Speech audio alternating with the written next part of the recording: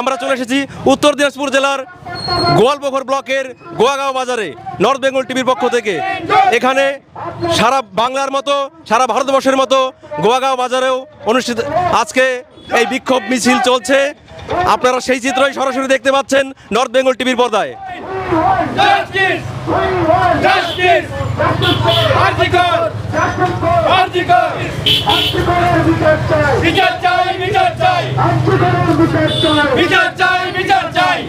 যেমনটা আপনারা দেখতে পাচ্ছেন নর্থ বেঙ্গল টিভির পর্দায়, গোয়াগাঁও বাজার থেকে এই মিছিল ধীরে ধীরে গোয়াগাঁও গ্রাম পঞ্চায়েতের দিকে এগিয়ে চলছে।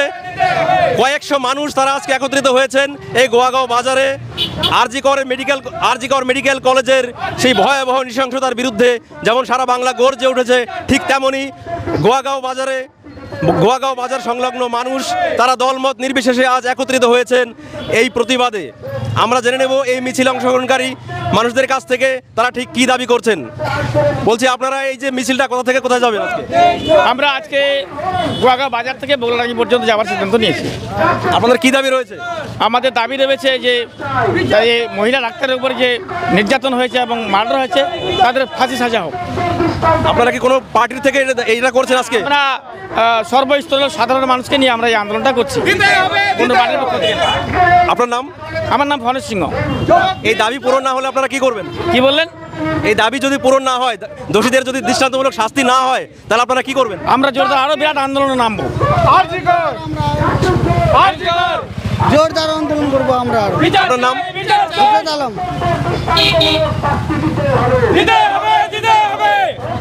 যেমনটা আপনারা শুনতে পাচ্ছেন, এই মিছিলে অংশগ্রহণকারীদের দাবি তারা আজকে কোনো নির্দিষ্ট দলের পক্ষ থেকে একত্রিত হয়নি।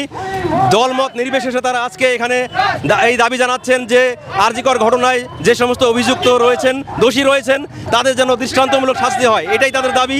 তারা আজকে দলমত নির্বিশেষে একত্রিত হয়েছেন, প্রতিবাদেই মুখরিত হচ্ছেন গোয়াগাঁও বাজার।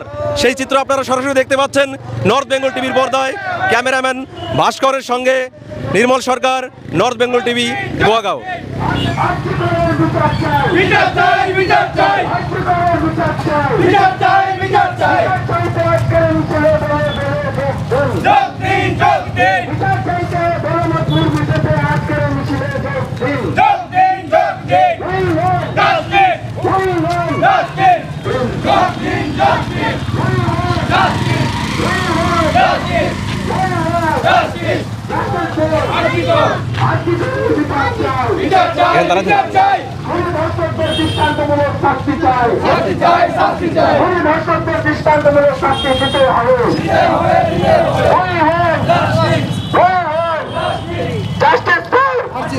Justice for